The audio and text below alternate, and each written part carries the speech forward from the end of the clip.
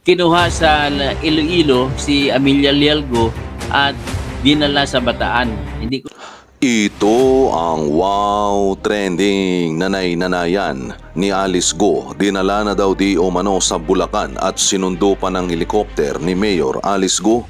Hindi sinabi ni Attorney Toto Causing kung saan sa Bulacan at wala pang balita hanggang sa ngayon kung ano na ang nangyari kay Amelia Lial. Matandaan na bukas merong nakatakdang pagdinig sa Senado sa komite nila ni Senador Win Gatchalian at Senador Riza Hontiveros sa issue ng pogo sa Bamban Tarlac ni Mayor Alice Go pati na rin sa Porac, Pampanga.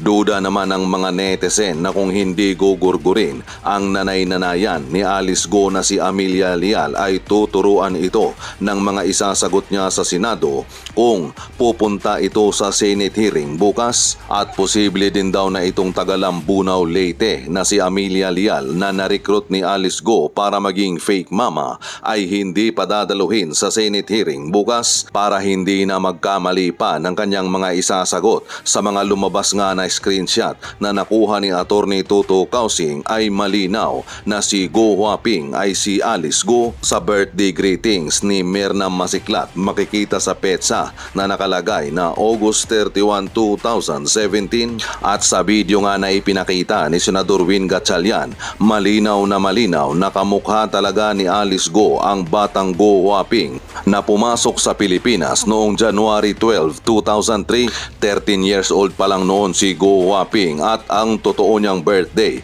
ay August 31, 1990. Komento pa nga ng mga netizen kahit ano pang gawin ni Alice Liar Go, oras na talaga para pagbayaran niya ang kasamaan niya. God will make a way. Hindi lang sa Duterte administration ito dapat ibintang nung pumasok ang mga Go ay year 2003. Din Go Huaping was only 13 years old. August 31, 1990 was during former President Gloria Macapagal Arroyo. Diyan nag-umpisa lahat. 2 years later, 2005, GMA and Chinese President Hu Jintao signed GMSU, Joint Maritime Seismic Undertaking, na ngayon ay inaari na ng China ang West Philippine Sea. Kasuhan lahat ng mga negligent na mga employee ng mga ahensya ng gobyerno na responsable nito. Alam o hindi, ginawa pa rin dahil lang sa pera, dahil takot sa mga superiors na gumawa nito.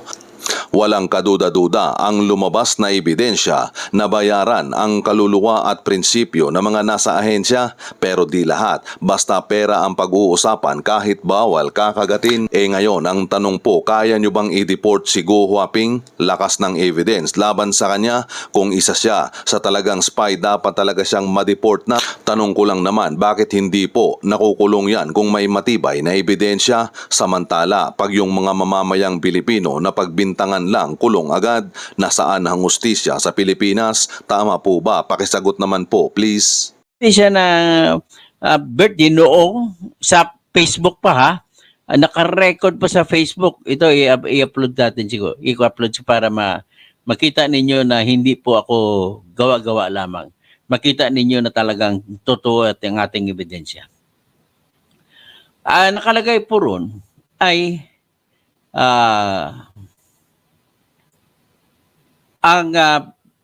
ito ipakita ko yung siguro yung yung birthday greetings mismo.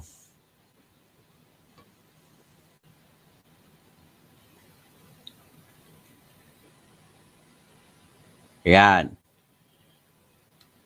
Okay. Ito madali lang eh. Iagat ko lang, medyo mahina lang signal ko, bear with me. Dito kasi ako ngayon sa Puerto Princesa, Palawan, medyo mahina ang signal, umuulan pa.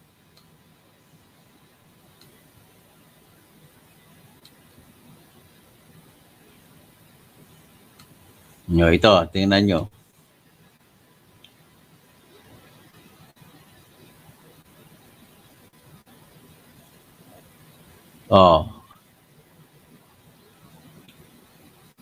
So ngayon, habang inaantay natin ang pag-upload dito kay yung ebidensya ko, medyo mahina lang talaga ang internet, ay magkikwento tayo. Magtatanong ako, sino mas masahol? Si Romualdez na gumagamit ng pera ng bayan at mamimigay ng bigas na tag 2 kilo at tawagin niyang Romualdez Rice? o si Alice Lialgo na hindi Pilipino na tumakbo naging Pilipino. O, ayan ang ebidensya ha. O, klarong-klaro yan ha. Basta isa-isahin natin. Ang message na ito mula sa Facebook page ni Mirna Masiklat na may petsa na 31 August 2017. Ang bati niya rito, may you have many more birthday to come. Kahit na mali ang grammar, hayaan lang natin. Pretty Pig, happy birthday. Ang nakalagay sa litrato ay isa-isa nating litrato ha. Cake, ang ganda naman ng cake na to. Titingnan nyo. Tapos, sa bandang kanan, tingnan yung aking parang daliri na cursor, itong tatay niya at si Alice Go. So, nagpa-picture silang dalawa. At sa ibaba naman, si Alice Go na mataba. Kung hindi ako nagkamali, parang sa El Nido at itong ang ilog na to. So anyway, yan ang cake niya. That was on August 31, 2017. Yan ang tatay niya and si Alice Go. Tapos, Beauty Plus pa nakalagay. Okay. Tapos, ito naman ang isa pang litrato. Yan siya. Talagang mataba siya pero maganda pa rin siya in fairness. Yan parang sa loobin ng lagoon ng El Nido. Ayan. Sunod, ito pang isang litrato niya. Ayan, nakaupo siya, parang reyna. Yan. So, ano pa mga ibang litrato niya? Okay. So, ngayon, kung makita mo rito, ang pagbati sa kanya ay 31 August 2017. Okay? So, punta naman tayo, dako naman tayo sa ibang ebidensya para magpakita na ang birthday ni Alice Go talaga ay tinatag na talagang August 31, no? August 31 siya pinanganak. So ngayon, ang matanong ko lang dito, mamaya ipapakita ko muna yung birthday niya noong 2018. August 31 din, binati siya August 31. Ito.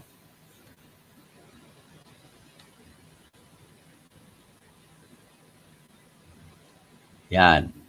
Sinsya lang ha. Medyo mabagal lang, mahina na signal to sa Palawan ngayon Okay. So ayan. Iakyat ko lang yung 2018 naman na birthday ito ni Alice Go. Na nagpapakita na talagang ang totoong birthday niya is August 31. August 31 ang birthday niya na totoo. So anong mamaya, discuss natin ano ang kahalagahan ng August 31. Mamaya natin i-discuss yan. Yan. Isang litrato dito na magpapakita na andyan tatay niya, andyan nanay niya na totoo, si Winnie Lin. Okay, may makita kayo na bilog sa bandang kanan ng ay tinabunan lamang ang pangalan kung sino nagbumati. Binati siya, may the Lord give you the wall of protection, always happy birthday, Pig. Si Masiklat pa rin ang nagbati dito kasi ang mukha niya parang nahalata ko. August 2018 na rin ito. So, sa makatwid, isa ang klaro na ang birthday talaga ni Alice Go ay August 31. Okay? So, ano ang kahalagahan ng August 31? Okay? Ang kahalagahan yan ay ganito. Ito'y magbibigay solusyon sa ating problema na itatanong natin. Si Alice Go ba at saka si Go Huaping ay isang tao? Yun ang tanong. Ito na ngayon, tingnan mo ang kanyang passport, no? Na totoong passport. Ipakita ko sa screen. Sa passport niya, na sa totoo ay makita mong birthday niya ay August 31 at pinanganak siya yung 1986 ba kung hindi ko magkalit. Titingnan natin. 1990 siya pinanganak. So, ibig sabihin, sa ngayon na nag-usap tayo, dapat 34 years old pa lang ngayon si Alice Go. Kaya nga mo sa mukha niya, bata pa eh. Di ba? Makita mo mukha niya, bata pa. So, tingnan nyo. Oh. Ayan. Mahina lang ito. Ayan na, nakita nyo sa mukha niya. Oh. Ang mukha niya, yan ay sa passport niya. Sabi ko nung 2 days ago na mapatunayan natin na si Alice Go ito, ang babaeng nakita niyo rito, ang totoong pangalan niya sa passport na ito ay si Go Huaping at ang passport na ito ay Chinese passport. At nakalagay dito from Fujian province siya. Pinanganak siya, no, ang nakalagay dito, August 31, 1990. So, ibig sabihin, mamaya natin pasok. At least sa mukha pa lang, ang sinasabi ko na argumento, kung gagamitan natin face recognition technology app, mag-download natin ng app at i-compare natin, wala nang iba. Magtutukoy talaga na si Alice Go at saka si Go Huaping ay iisang tao. Okay? So kung ganon, anong ibig sabihin yan? Anong ibig sabihin yan ay sigurado na tayo, kahit gamitin tama-tama na, pwede nang gamitin sa korte, idadagdag doon sa face recognition technology, idadagdag sa ebidensya na binati siya ng birthday niya ni Alice, si Alice Go ay binati noong August 31, 28, August 31 na birthday. Ibig sabihin, yun yung si Alice Go at saka si Go Huaping ay isang tao. Ang nakalagay kasi sa kanyang late registered birth certificate ay nilagay niyang birthday niya na July 12, 1986. So kung July 12, 1986, nang ibig sabihin ay siya ay ilan na ngayon? 86, 24, plus 4. So 38 na, magti-38 na siya ngayon. Pero 37 kasi wala pang birthday niya. So, ayan ang kanyang nakikita nyo.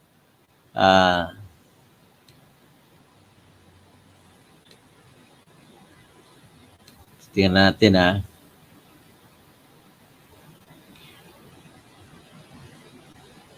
So, at least sa ngayon, nasisiguro natin ngayon na si Alice Go at saka si Go Huaping ay iisang tao. Buksan natin yung isang mga ebidensya ko.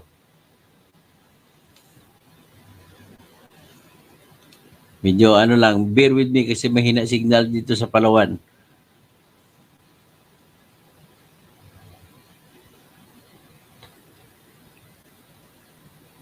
Umulan-ulan pa.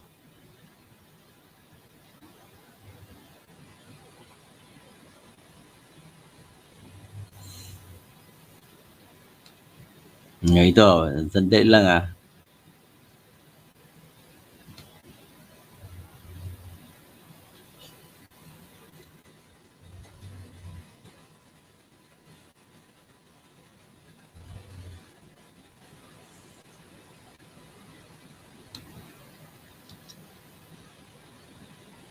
So, ang ipapakita ko sa inyo, actually, magpapakita na record ng special investors residence visa na kung saan si Winnie Lin na nanay niya ay binigyan ng residence ng SIRB or special investor residence visa.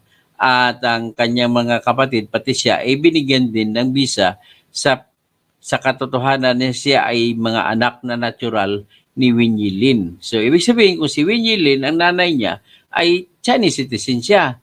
Pagkatapos ang pinapalabas niya na nanay niya sa kanyang late registered birth certificate ay isang babae na taga Lambunaw, Iloilo na si Amelia Leal.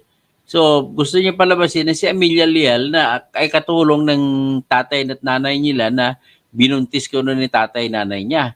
Pero ang katotohanan niyan ay hindi naman niya yan totoo. Kundi katulong nila yun si Amelia Leal at ngayon tinago nga doon sa Lambunaw. Hinatid ng helicopter nung may helicopter pa si Alice Go kasi ayaw niya magre-risko na baka may masabat pa ng iba ng kalaban at makausap o di kaya at mabibisto siya. Kaya ang ginamit niya paghatid sa Lambunaw nitong babaeng ito ay helicopter. So ngayon dahil nabisto na natin, ipinakita natin sa ating tinatawag na mga na vlog ay nalaman ni Alice Go na bistado na natin siya. At dahil bistado na natin siya, ay kanya na ngayong ginawa ay kinuha sa Iloilo si Amelia Lialgo at dinala sa Bataan. Hindi ko lang sasabihin kung saan sa Bataan kasi baka delikado. Okay? So, ngayon, kung iyan po ang ating pag-usapan ay klarong-klaro na po sa ngayon na ang si Go Huaping at saka si Harry Roque Huaping ay isang tao, ay hindi pala mali. Kundi si Alice Go na babaeng napakilala si Alice Go at ang totoong babae na si Go Huaping ay iisang babae lamang. At yan po ang ating konklusyon. At lalong nadagdagan nito sa pamamagitan ng birthday greeting na ginawa ni Masi Masiklat noong August 31, 2017 at August 31, 2018. So, andyan na muna tayo at mag-shoutout na lang ako kay Miriam Pababaer Amuges. Good evening po, attorney. Kung pinanganak siya sa late registration ni Alice Lialgo ng 1996 at ang nasa Bureau of Investment doong nag-apply family na si Go Huaping ay 1990, 2003 sila nagpunta sa Pilipinas. Tama po kayo. So dito natin simulan sa Senate Tester. Hello po, Toto Kausing. Miriam Mercado, good morning from Daly City, California po. Nakalulungkot ang mga pangyayari ngayon sa ating bansa. Ito ang legacy ni Duterte. Sana ngayong darating na election maging matalino na ang mga botante. Sana nga. Maynard Antonio, shout out Senator Toto Paranaque. Okay, si Polo Carpio. Priority 1 pa din ang West Philippine Sea. Kathy Peters, ang tagal naman. O, pasensya ka na. Kanina nag-research pa ako, no? Toto for Senator, no? 2017, ako yung pala nagsulat yan. Sunod si Rogelio Kaka Tapado from Los Angeles, California. Si Danny Agpalo, San Pedro Knights. Tapos si Juliana Critchfield. Greeting po, ingat lagi. Kailangan kayo ng bansa sa pagbabago. Fake president po kasi walang balls. Kahiya siya. Walang panindigan. Ganon talaga pag walang balls. Si Jay Hansen, a good defense is an office. Tama ka, Katoto. We love here in Canada. We need to vote someone who is smart, not corrupt, and who will serve the Filipinos. Jay Hansen, good defense in an offense. BBM's winning was fixed, and there's a lot of Chinese in the Philippines who donated money for BBM through Lisa. Tama yan.